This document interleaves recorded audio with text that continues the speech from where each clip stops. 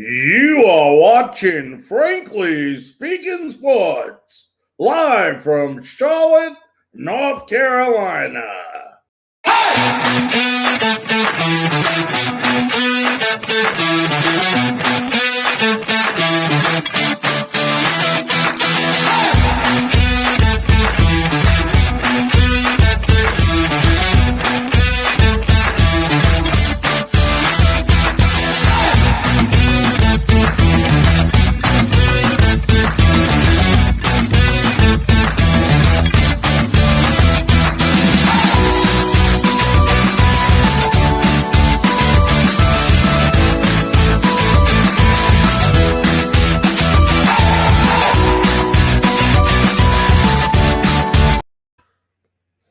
Good evening, ladies and gentlemen, and welcome to another edition of Frankly Speaking Sports. And what a great night we have for you tonight. Boy, do we have a lot in store for you. We're going to be talking about the Panthers, 3-0, first place by themselves in the NFC South. We'll be talking some of other things that happened over the weekend in the NFL, and then in about 25 minutes, we'll be talking some Atlanta Braves baseball as they go down to the wire in the NL East. 6 games left, and the magic number is 5. So Atlanta will start playing Philadelphia for the 3-game series, and we are happy to have with us in about 25 minutes the Atlanta Braves broadcaster, Chip Caray. So what a great show we have for you. Those of you want to leave comments, please go ahead and leave comments. But, the big news here in Carolina is obviously the Panthers off to 3-0 start. We beat Houston. We beat them convincingly. And now this upcoming weekend, we are going to be playing, obviously, the Dallas Cowboys, who are playing this evening on Monday Night Football. But, the big news in that game is the injury to Christian McCaffrey and obviously the injury to J.C. Horn. And let's start out with Christian McCaffrey first. The guy that's going to be filling in for them, no, they did not go out and get somebody else. They're going with Chuba Hubbard. And let me explain something to you, folks. This Chuba Hubbard is the Big 12 Offensive Player of the Year back in 2019 for Oklahoma State. He knows how to rush with the ball, rush for over 2,000 yards. Last game versus Houston, he rushed the second half, 52 yards, 11 carries. And, you got to understand this, folks. You don't lose and you don't win because of one guy in the NFL. I don't care what they tell you or what people say. At the end of the day, you win because the continuity of what's called a team. And this team can win without Christian McCaffrey. Now, don't get me wrong. It helps a lot more when Christian McCaffrey is playing. And the thing that they lose when they get Chuba Hubbard is obviously catching the ball out of the backfield, and they do lose some blocking to help protect Sam Darnold. But at the end of the day, Chuba Hubbard is a good runner, and Sam Darnold is hot on fire. I don't see him losing any of that touch. And we're going to talk more about the game coming up this weekend versus Dallas on our Wednesday night, Frankly Speaking Panther show at 9 p.m. But as far as them winning this game, injuries did cost them, but a big trade today by the Panthers. If you did not hear, the Panthers acquired C.J. Henderson, who was the 9th overall pick for the Jacksonville Jaguars in 2020 for tight end Dan Arnold. And let me tell you right now, folks, the reason why this trade was able to be made was because the emergence of Tommy Tremble at the tight end position. Tommy Tremble's done a great job first couple of games, and he's going to continue to be a main force here in Carolina. And because of that, we had Dan Arnold that we could make expendable. And when you look at CJ Henderson, folks, and let me see if I can get there it is. If you look at these stats for CJ Henderson, J.C. Horn is a big loss. No doubt about it. J.C. Horn is a big loss. But when you look at CJ Henderson, you're looking at a guy who is pretty much made out of the same mold as J.C. Horn. CJ Henderson in college, for those of you that are watching us on our stream on Facebook, YouTube, Twitch, you can see I went ahead and put those statistics from college up. For those of you that are listening on Tobacco Road Sports Radio, his career statistics at Florida, 30 games, 93 tackles, 8 tackles for loss, 4 sacks, 6 interceptions, 2 forced fumbles, 2 touchdowns, 20 pass defended, and a 9.97 RAS score. And I'm going to tell you something, folks. Their defense, which is already good, just got that much better with CJ Henderson. We talked about this on the last show on Wednesday night, how defense wins championship. And boy, oh boy, did we just make our defense better. And offensively, we're going to be fine. Losing Dan Arnold, nice guy. You know, everybody liked the phrase, you know, Donald to Arnold. But at the end of the day, you know, you have people who can back up Arnold, and that's Tommy Tremble. Here is a guy on defense that makes you so much better. You're getting A.J. Bowie back now. Wow, wow, wow. This defense is just incredible when you go ahead and take a look at it. This team, no doubt about it. Everybody talks about a 3-0 start. Is it a real 3-0 start? Is it a fake 3-0 start? Who did you beat? Listen, at the end of the day, you play the damn schedule that you are presented, and that's what we're doing, and we are doing exactly what we are supposed to do. We are going ahead, and we are winning those games. Now we go to Dallas. Going to be a tough game. We're going to talk about, like I said, in full on Wednesday night, Elliott, and we will, and you will see that Sam Darnold will be the Sam Darnold he's been the first 3 games, no matter how the the running back position plays out. Now, I don't think they should change the game a lot. I think they should keep it similar to the same play calling they had when Christian was in the game, and I think that'll be a lot better, a lot more comfortable for Sam Darnold. We'll have to see if they alter the plays, and we'll talk about that more Wednesday night, like I said. But as far as this team goes, they're 3-0, Charlotte, North Carolina. Don't worry about what people say. Don't worry about what the media says. Don't worry about what Buccaneer fans say who couldn't even beat the Rams this week. Don't worry about that. At the end of the day, this team is 3-0, first place in the NFC South, all alone. That's right, all alone. And they get to play the Cowboys, which I'm telling you, folks, don't be surprised if they start the season 4-0. But as far as Sam Darnold goes, what can you say about Sam Darnold?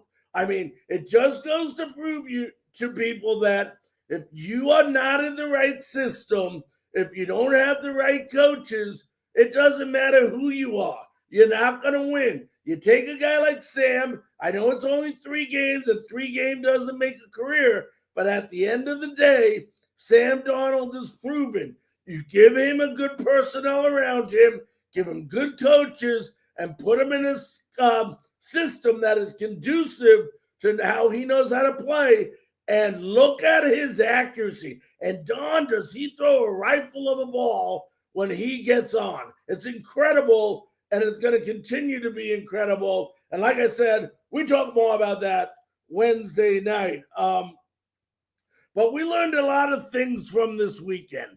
You know, a couple of things. What did we learn from this past weekend? First, you know, we talk college football real quickly here. We learned that Clemson is not a very good team, and they're only now number 25 in the top 25.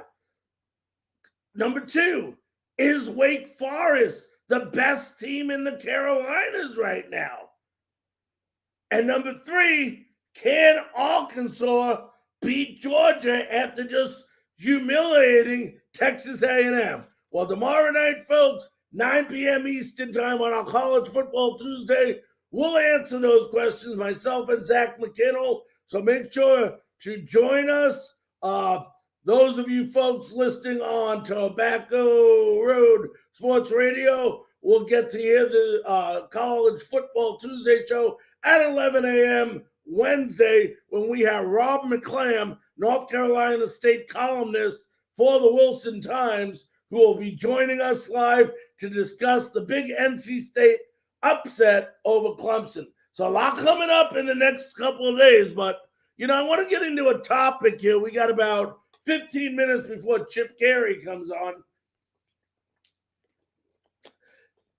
And this is something I talked about on a couple of my shows before the NFL season starts. And it's about young quarterbacks and how I don't like, and this was just my opinion, and we got to see this yesterday. What was it, in the game with Justin Fields, just getting thrown to the wolves. And it just goes to prove that all these young quarterbacks who are struggling in the NFL, you know, I don't believe should be playing right away in the NFL right out of college. I feel there should be a period of time where they sit on the sidelines and learn from observing another quarterback. There's so much, number one, that you can learn from observing a quarterback from the sideline. You look at some of the great quarterbacks who have played. You look at the Tom Brady's, the Drew Brees, you know, the Aaron Rodgers, okay, the Patrick Mahomes. They all watched from the sidelines before they got their start in the NFL as a starter. And if you ask them, I guarantee you they would tell you that it was very beneficial for them. In an ideal situation, you know, you got Mac Jones right now. You got Fields. You got Tua. You got Zach Wilson. You got Joey Burrows from last year. Trey Lance. Trevor Lawrence. When you look at all these quarterbacks and young quarterbacks who are struggling now, they've been thrown to the wolves. First of all, most of these teams don't have decent offensive lines to protect these guys. They come out of college. It's a faster game. They're getting creamed every second. You saw Burrows got hurt. And, you know, as terrible as it is to say, I predicted that would happen last year because of the lack of protection and the lack of experience on Joe, who let's not take anything away from him, had a terrific year while he played, but there's got to be time. Let a veteran get beat up. Get somebody else in there, you know, that is a backup quarterback, like a Blaine Gabbert, or, you know, I'm just naming someone, or Nick Foles, and let them get beat up a little bit. Why these younger quarterbacks learn. There has to be a time. You can't just throw the playbook at them, say, learn the game. We're going to put you in, and you're going to be an overnight sensation. It doesn't happen that way. Very few quarterbacks, if any, will succeed that way. Justin Herbert, who is succeeding now, watch from the sidelines before he got his opportunity. Look at Heineke in Washington, who is starting to play lights out. He got his knowledge from watching on the sideline. You know, look at Winston last year. They finally put him on the sidelines. He won his first 2 out of 3 games this year. Now, not saying Winston's any all-star. I'm just using a point that there is so much in the NFL for a quarterback to learn, besides getting used to the pace of the game, that they have to go ahead and they have to let them adapt to it at a little bit slower pace. You pay these guys millions and millions of dollars in signing bonuses for what? So A, they can go out and get the crap beat out of them, or B, lose a heck of a lot of confidence like someone like Sam Darnold did when he was with the New York Jets. You need to let them ease into the operation. There's got to be that training period. There's got to be that probation period where you just let them ease in and become better and better and better. And if you're going to pay them millions of dollars, why the heck are you going to want to see your investment go up in flames when you have the opportunity to go ahead and, perform at a lot better schedule? Want to welcome Trent to the show. Trent, thank you so much for joining us tonight. Also want to remind everybody out there, see if I got a banner for this. I think I do here. For those of you that are big Panther fans out there and you want to join a Panther club, hey, there's a lot of good ones out there. But in my opinion, the one I love is Carolina Panthers Den. It's a Facebook group. You go to Facebook, type in Carolina Panthers Den, and I'll tell you what, if you want to be part of a group that loves the Panthers, that loves to engage in conversation about the Panthers, but they don't talk any negativism about the team. Everything they do is in a positive way, where they're once a Carolina Panther fan or is a Carolina Panther fan. Well, this group is for you. Go to Carolina Panthers Den Facebook group. Tell them that Larry from Frankly Speaking Sports sent you. What a heck of a group. All right, ladies and gentlemen, we are about 10 minutes away from having Chip Caray on with us. Some other news in football, and once again, those of you joining us, love to keep talking about the Panthers. You can leave comments in the comments section. We will, right now, guys, the Carolina Panthers 3-0, big thing going on here. We're real happy here in Charlotte, North Carolina, and all the Carolina area. We welcome all fans of all NFL teams. We root for the Panthers here, and we're very happy with the 3-0 start. But let me see right here. I want to go ahead and let's talk about this one. Yesterday, the Rams beat the Bucs, and I've been telling people all year long that the Bucs are beatable. Everybody, and I even said this last year. It just so happened that defense came to the occasion in the playoffs and started playing the best football that they could play in the playoffs. But the one thing that the Bucs don't do well is they don't protect well defensively against the pass. You saw again yesterday. Matthew Stafford went ahead and ripped those guys apart in the secondary, throwing for 403 yards. He was incredible. And for all those people that thought the Bucs were going to go 17-0, I told you they wouldn't. I picked this game early in the season that the Bucs were going to lose. This is a good Rams team. I believe, and I honestly believe, that one of the best coaches, arguably the best coach in the NFL, is Sean McVay. I just love the way the guy coaches. I love his enthusiasm. I love his motivation. This was a big win yesterday for the Rams.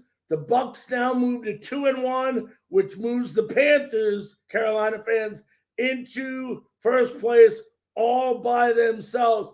Now the Buccaneers will go into New England. First time Tom Brady will be playing back in New England since joining the Buccaneers. And remember, he not most likely, he will, unless something, God forbid, happens where he gets hurt, and let's not hope that on anyone, but he will break the all-time passing record, yardage record that is held by Drew Brees this Sunday in New England, where he played 20 years. Should be a great, great ovation for him.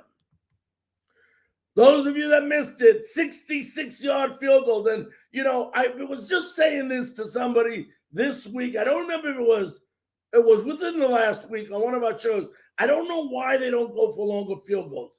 These kickers are stronger than they ever been. And boy, Justin Tucker, because of copyright reasons, we can't show it. But 66-yard field goal to win the game versus the Lions. It hits the upright and it goes in. Congratulations. We wanted to make sure to get that in. Ladies and gentlemen, we are about 10 minutes away from having Atlanta Braves broadcaster Chip Caray on with us. We're going to take a quick 15-second station break to allow our stations to identify themselves. And when we come back, we're going to be talking some, I can't believe I'm saying this already, playoff baseball.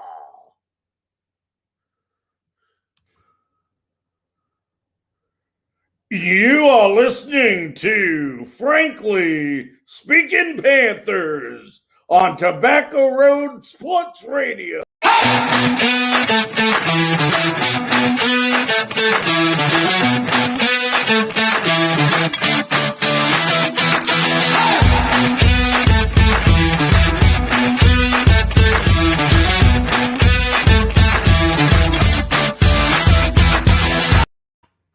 Ladies and gentlemen, welcome back to Frankly Speaking Sports. I'm your host, Larry Frank, and I'll tell you what, we are in the last week of baseball. The Milwaukee Brewers have finally clinched. The Tampa Bay Rays have clinched the AL East.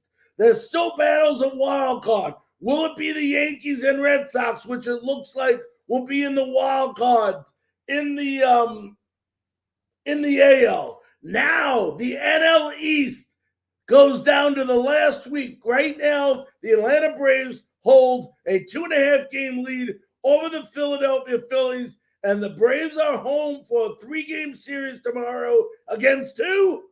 The Philadelphia Phillies. That's right, folks. The NL East comes down to being played in Atlanta. 6 games left.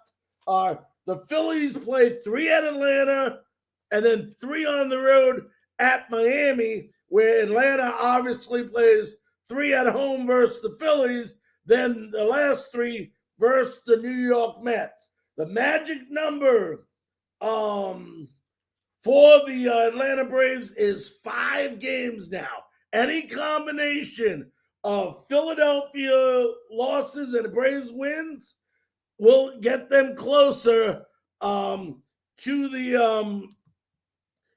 the playoffs and winning the NL East. Now, realize something, if you're an Atlanta Brave fan or a Philadelphia Philly fan, you don't get a chance at the wild card. That's already pretty much decided. The thing that is going to be the difficult thing is you win the NL East or you're out. Now, in some ways, for someone like the Braves, if they win it, it might be good because they don't got to play in a wild card game, which is just a 1-game series. It sucks because you get a team like the Los Angeles Dodgers, who has won over 100 games. They're going to play 1 game. It's in or out. You win, you stay. You lose, you're out. So that's tough for a team that wins 100 games and rewarded with the 1-game wild card. But I'll tell you what, wasn't too long ago, beginning of August, when this Atlanta Braves team was actually 52-54. And one of the biggest moves that I think happened, and we'll talk more about it when Chip Caray comes on, is that the decision was made by Alex Anthopoulos to, instead of being sellers, they became buyers. There's a lot of teams that could have quit when you lose a Marcell Ozuna, you lose a Ronald Acuna Jr., your whole team, all your power seems to be gone. Travis d'Arnaud gets hurt, who is their all-star catcher. So what happens? This team was 52-54. They go out, they get Jock Peterson, they get Jorge Soler, they get Adam Duvall back. I mean, what an incredible job he did piecing that outfield back together. Their infield is incredible with Freeman, Swansbury, Albies, Riley. Just incredible offensive punch out of the entire infield. And what does this team do? Since August, they go 31-18 to get back into first place in the NL East. Charlie Morton, Max Fried, Drew Smiley, every single guy that is available seems to be contributing in some way for this team. Kind of like we talked last week with John Lasky of the does the post-game shows for the San Francisco Giants. We mentioned how on every single night, it seems to be somebody else that's going ahead and making a difference on this team. It's not the same person. Sure, they got Freddie Freeman. Sure, they got Ronald Acuna who's hurt. But you take Acuna and Ozuna out, the only guy that's really anybody really knows of a star name on that team was Freddie Freeman. But you look at Austin Riley, 100 RBIs, 32 homers. My buddy Ozzie Albies, 30 homers, 103 RBIs. Dansby Swanson, 27 homers, 85 RBIs. And then, of course, the great Freddie Freeman batting 300, 31 homers, 82 RBIs. Just an incredible job by this Atlanta Brave team to get back into this race. And I'll tell you what, I like this team. They're a scrappy team with power, but they play the game right. Ryan Stickler has these guys playing awesome baseball. And it's just incredible to watch them battle this week. And, right now they're the front runners, 2.5 game lead on the Phillies. And let me just check everything here.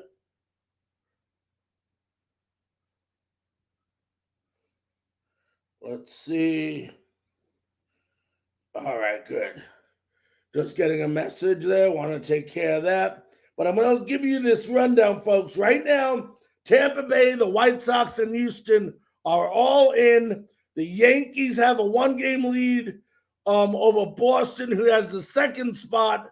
Then you got Toronto, Seattle, and Oakland all in it. Love to see Toronto come back and either knock the Yankees or Boston out of the wild card. But the wild card in the American League is going to come down to this last week. Now, a little bit different in the National League. We already told you Atlanta is leading the East by 2.5 games. Milwaukee's in. San Francisco is in, but they have not won the West yet. Right now, you got the Dodgers up by 13 games and St. Louis. So it looks like the Dodgers and St. Louis,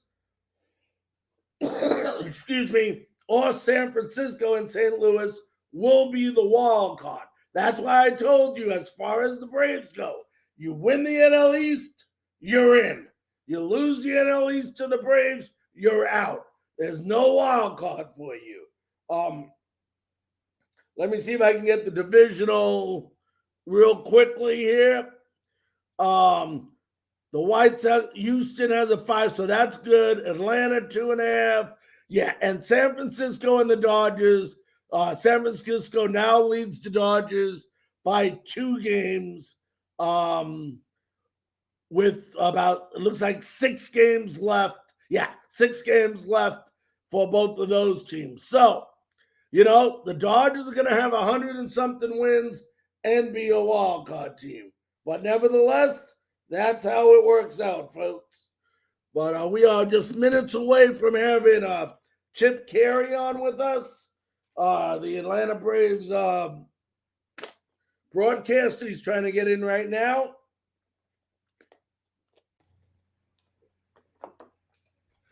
And we're going to go ahead and take a quick 15-second station break. And when we come back, we'll be joined live by Braves broadcaster Chip Caray.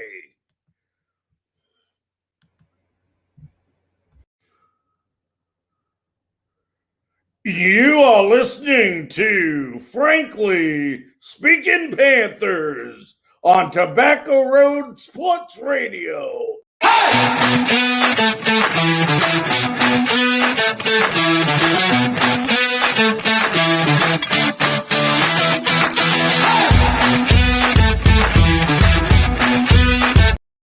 Ladies and gentlemen, welcome back to Frankly Speaking Sports. Just talking about the Atlanta Braves, Philadelphia Phillies started 3-game series tomorrow evening, basically for the NL East title. And this is a matchup, folks, that, is the biggest matchup of the year. It's a playoff series for these two teams because basically it's a 2-game lead for the Atlanta Braves. But you got to remember, there is no wild card for either of these teams. You win the division or you're out.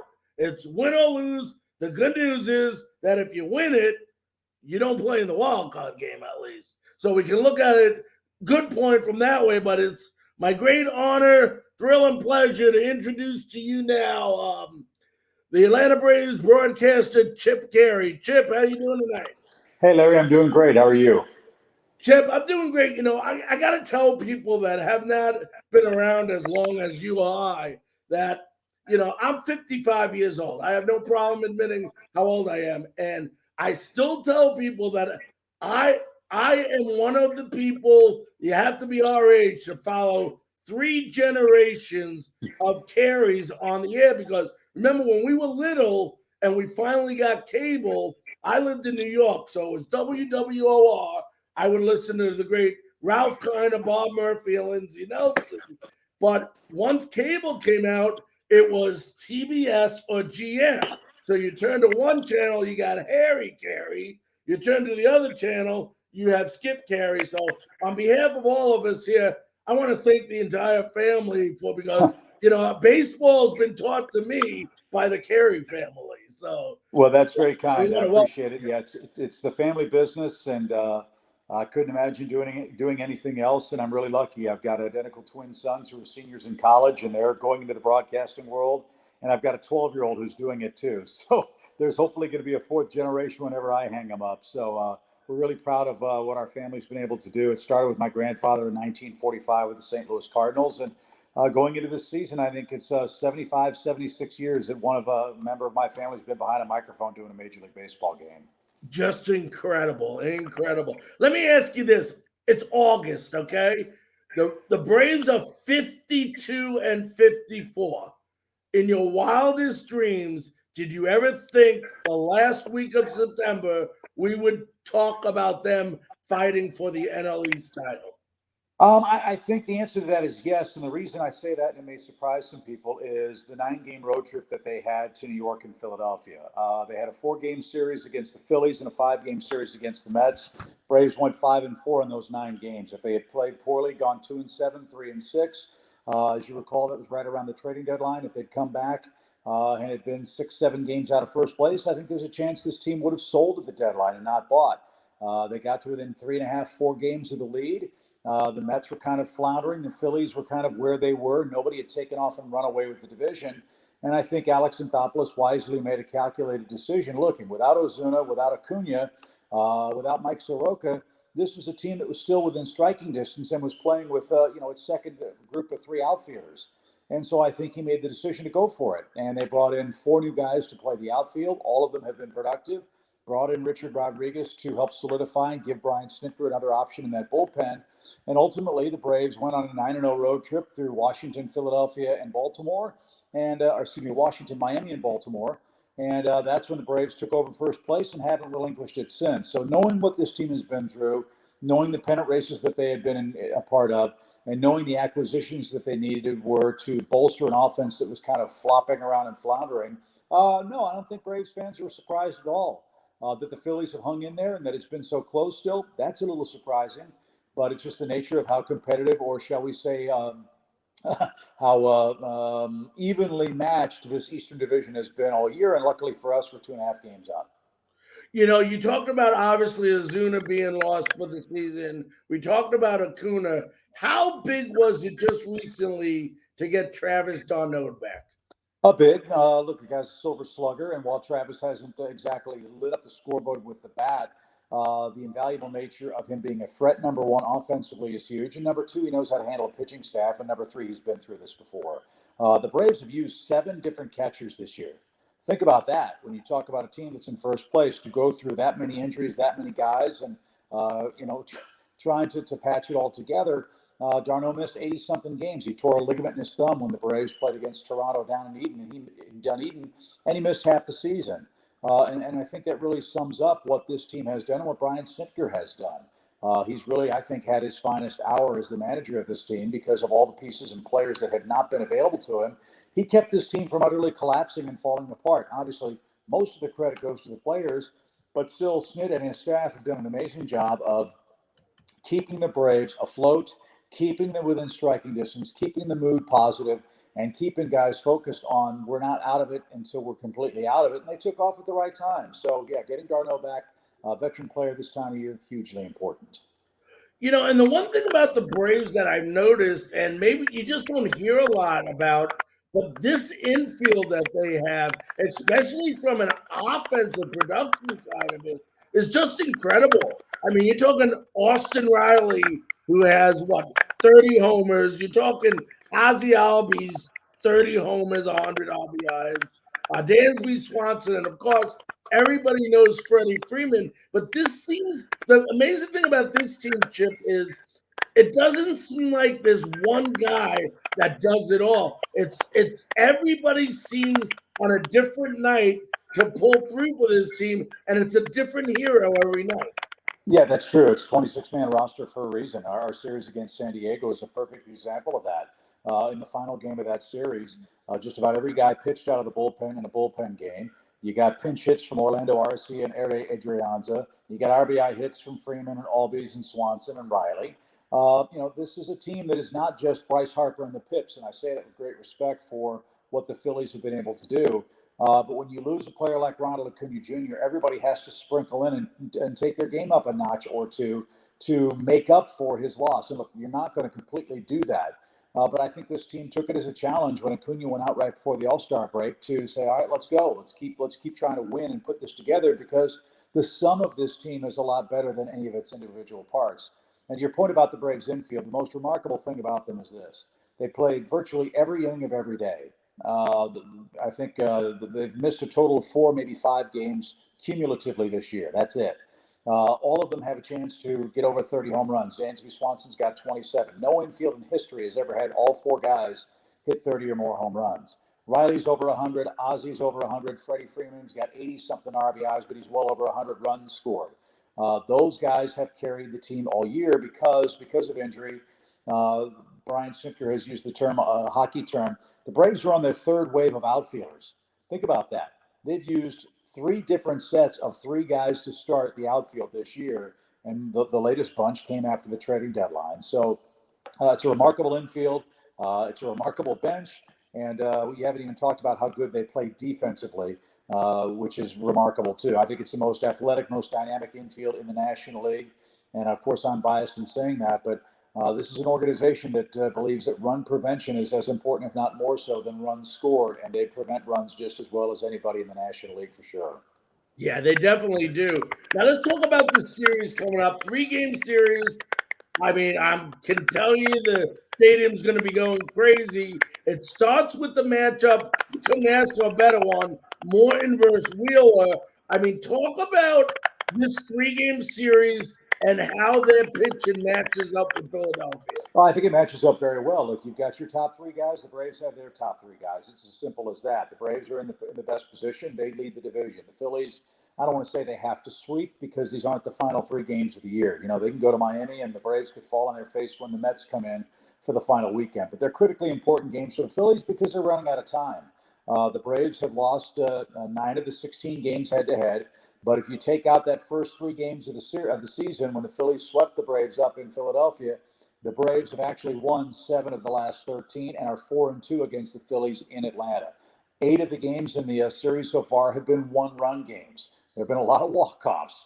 And the key to this series is going to be not necessarily what the stars do, but what the supporting cast does. two guys in particular that the Braves have got to figure out a way to get out in this series. Gene Segura, who has absolutely destroyed them, and Ronald Torres. Not to mention the Williams kid, who's had a couple of big hits, including a walk-off home run. You know what the Stars are going to do. They're going to get theirs. If you want to win this series, you've got to make sure that the supporting cast doesn't hurt you in a big spot. And that's really been the tale of the tape from the Braves' perspective when they've played the Phillies. Bryce Harper's a great player. He's going to do what he's going to do. Real Muto, great player. He's going to do what he's going to do. But you got to stop those secondary players from getting off, number one. And number two, the team that catches the ball best is the team with all these close games that has the best chance to win. And I think on paper, at least, the Braves are a far superior defensive team than the Phillies, and we'll see if that holds up over the next 3 days. How do you think the bullpen holds up? Well, I think if you ask both managers, they would probably say they would have been brunettes at the start of the season because both bullpens have given them a lot of gray hairs. Look, Will Smith did one of the most unbelievable Houdini acts I've ever seen in San Diego last night. Walked the bases loaded with nobody out and then struck out 3 hitters to get out of it and preserve a 1-run win. He's got 34, 35 saves. They aren't always pretty, but at the end of the day, he gets the job done. We know the Phillies and their bullpen issues. That's been a problem for them the last couple of years. They're better. They're better down there with Ian Kennedy at the end of the game, and I don't think we've seen him yet. So, look, ultimately, you'd like to have a 5 or 6 run lead going into the 8th and 9th innings. And if the Braves are fortunate enough to have a lead, they feel very good with Matzik, with Luke Jackson, and with Will Smith. And I'm sure the Phillies feel really good about Alvarado and Connor Brogdon and Coonrod getting the ball to Ian Kennedy. So, it's just going to be a fascinating series, and it's all going to start, as you said, with the starting pitching. The Braves have not handled Zach Wheeler particularly well, although he doesn't necessarily pitch great in Atlanta. Charlie Morton's been very, very good. He had one bad game where 6 unearned runs were scored against him because of a pass ball in Atlanta earlier this season. But those two guys are pitching like aces. That's exactly what you want to tip off the series. And look, the Phillies' backs are up against the wall. They don't have much margin for error, while the Braves do with a 2.5-game lead. Yeah, obviously there. Let me ask you this. You got a team in the West, the Los Angeles Dodgers, battling with the San Francisco Giants, who the Giants are an unbelievable surprise this year for many. But you have both teams that are going to win 100 games. Or they already won 100 games, actually.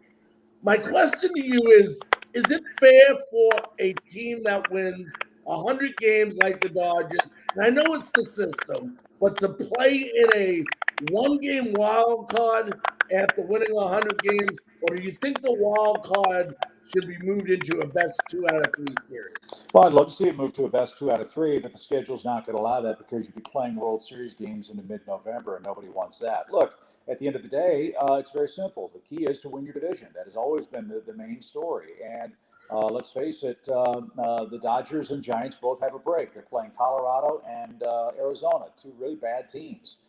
And they haven't necessarily taken advantage of those. And, you might remember a few years ago, the Braves and Giants were still in the National League West. The Braves won 104 games. The Giants won 103 and went home. There wasn't even a wild card then. So winning your division is important. And if you don't want to play that 1-game shootout, win your division. And that's really the bottom line. The Giants are having a kind of year where the baseball gods tapped them on the shoulder and at least to this point have said, it's your turn. They own the tiebreaker with LA. If they end up tied, they would host a 1-game playoff to determine division supremacy. And there's extra added incentive because nobody in that wild card situation wants to face the red-hot St. Louis Cardinals that won 16 straight games. So, look, that's what makes it fascinating. That's what makes it fun. It's not the Braves' fault that they're in the East. It's not the Dodgers' fault they're in the West. That's the way the baseball gods have set it up, and that's the way the rules are. And the one way to make sure that situation doesn't come into play is, as I said, win your division. If you win your division, the rest of it takes care of itself. And the Dodgers still have a chance to do that. Now, I know we're thinking ahead here because you and I aren't going to, obviously be on the show every day during the playoffs. But let's just go hypothetically, the Braves win their division. They're definitely in a good spot right now.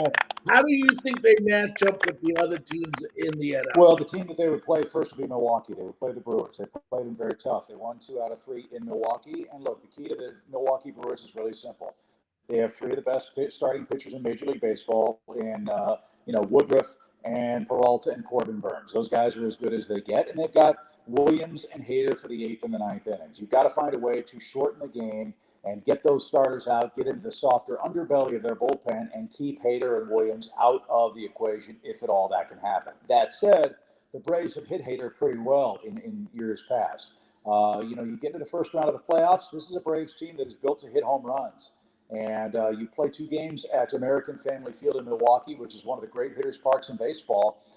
You get hot, you get rolling.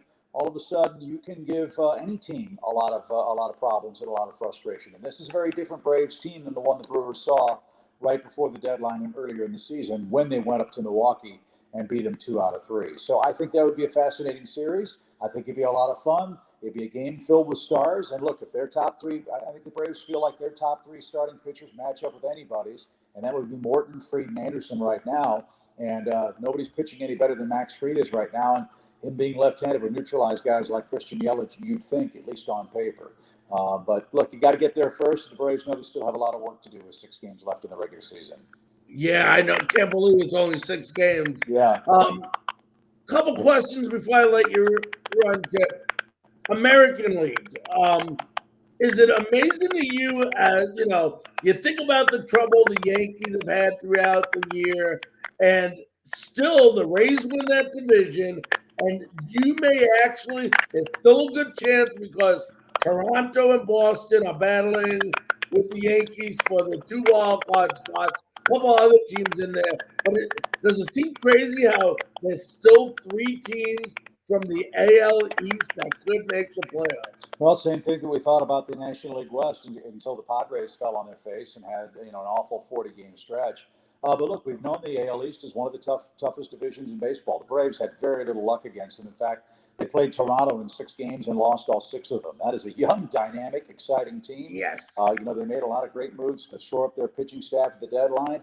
I think the Yankees, at least on paper, have the toughest way in. They have a tougher schedule than the Red Sox and Toronto. I think the Red Sox and Toronto are going to play the Baltimores of the world, and I think the Yankees have to finish with Tampa Bay, and I know the Rays would like nothing better than to knock the Yankees out over the final weekend of the season. But yeah, that's what we love about baseball. It's all going to come down to the final 3 or 4 games of regular season play, and that's what makes pennant races so fun. They're exasperating. Every day you win, you feel like you've won 2 games, and every day you lose, you feel like you've lost 10. And that's what we sign up for, and that's the excitement that fans all around the country like. Not just for teams trying to win the division, but for teams trying to get into the wild card. And that's what I think is so exciting. Teams are, and fan bases are, still energized and engaged with college football, the NHL, and the NFL getting started this time of year. So it's great theater, it's great drama, and as a friend of mine said, an agitated fan is a great fan because they're going to be paying attention, and everybody's going to be paying attention to the National League West, the wild card in the National League, the National League East, and the American League East this final week. Yep. Who's your favorite in the AL? Who's my favorite in the AL? Well, that's kind of a tough question because we don't see those teams an awful lot. Right. I haven't seen Houston play all year, and what Dusty Baker has done there, that's a remarkable job. We haven't seen the White Sox, but what Tony La Russa has done in winning that division. Think about that. 2 old school guys that are supposedly out of touch and not sabermetrically inclined enough have led their teams to division titles. That's really remarkable. I think for the game, I'd love to see Toronto get in because I think we need to showcase the fantastic talent that is on that team. I'd love to see Vladimir Guerrero play in postseason play. I'd love to see the fans at the Rogers Center showcased on national TV in America. They're up to 30,000 fans, I understand, for their final homestand or final set of games north of the border. I'd love to see that. I want to see all the young guys get a crack at postseason play because that's how we build the game. And the real shame of this from the Braves' perspective is that a great guy like Ronald Acuna Jr. isn't going to be able to play this year, and that San Diego with Machado and Tatis and Cronenworth and some of those other young stars that they have put together, they're not going to play because of a poor finish. But their time will come, and hopefully for the Braves, at the end of the day, you have one goal. Try to win the last game you play, and that means you play deep into October and November. When you see guys like La Russa and Dusty Baker, like you mentioned, bringing their teams into the playoff, does it maybe raise the questions that maybe sometimes it's not all about analytics, but that old school baseball still works? I think, yeah, it does work. I mean, it's been proven to work. I give Gabe Kapler a lot of credit. Look, Gabe Kapler took a lot of heat in Yes. Philadelphia, and look, he understood that the game is more than about numbers. He finally has understood that the game is about the people behind the numbers, and he listened to Brandon Belt and Buster Posey and Brandon Crawford and Evan Longoria and talked about how he could make things a lot better for them instead of just relying on computer data and being a push button manager. Tony La Russa earlier this year used the term observational analytics. Look, the spreadsheets and the computers will give you an idea of what could happen, and they give you a roadmap. But sometimes your eyes will tell a different story. And I think that the really smart managers are the ones who can blend those two seemingly opposing forces. Look, the numbers are there and they mean something. And I'm not discounting them. And I'm not saying they don't have value. They have tremendous value. But sometimes I think that the game and the people who are running the game and playing the game become overloaded with numbers instead of relying on what they're seeing and what they are experiencing on the field. And when you have a manager and when you have players that can process that data in a way that meshes with what's actually happening, that's when baseball magic happens. And that's what I think has certainly happened this year with Dusty Baker and Tony La Russa. Again, looking at it from afar, though. Yep. Well, listen, Chip, want to wish the Braves the best of luck. I'm in North Carolina now, so they're always on my TV set here because that's who they put on here, which is great. I love watching the NL East. I was living in Tampa for a while now. I'm here. Great to see both those teams having success this year. I want to wish you the best of luck, and hopefully the Braves bring it home this week. That would be great. Thanks, Larry. I appreciate your time, and it should be a fun final week. Look forward to it. All right, my friend. Stay safe. Thank you. You too. All right, that was Chip Caray, the voice of the Atlanta Braves. And what an exciting week, like Chip said. You look at everything going on, it goes down to the end. Look at that National League. The National League East, and then look at the wild card, folks. I wish I could put this up on the screen, but you look at the wild card right now. The Yankees have a 1-game lead over Boston. Boston is in the second spot. Then you got Toronto, 1 game behind Boston for the second spot. Seattle, who we had Jared Sandberg on at the beginning of the year, saying they were going to be a good team this year. He was right. They're 2 games out of the second wild card. And then you got Oakland, which is 3 games out of the wild card. So you got, listen to this, folks. The Yankees, the Red Sox, the Blue Jays, Seattle, and Oakland all having 6 games left, where the team that's the hottest is going to go and play in the wild card. Incredible, incredible. And if I have a choice, folks, I would love to see New York and Boston falter. I would love it, and I would love to see Toronto and Seattle play each other in the wild card game. I'm not saying that's going to happen, but darn it, wouldn't that be great? And I'll tell you what, if I'm a fan of American League Baseball, of the Rays, of the White Sox, of the Astros, I don't want Toronto getting in, because Toronto is a team that scares me. They really, really scare me because of that incredible young talent that they have, like Chip Caray said. Just incredible young talent, with all those sons of the former players, the Bichettes, the Biggios, the Guerreros, just to name a few there. Just an incredible, incredible team. And when you take a young team and give them confidence, they become that more dangerous. The other team that scares me in the American League, and of course everybody knows I'm biased a little bit to the Tampa Bay Rays, but it's the Milwaukee Brewers. 3 of the best starting pitchers. They got Yelich.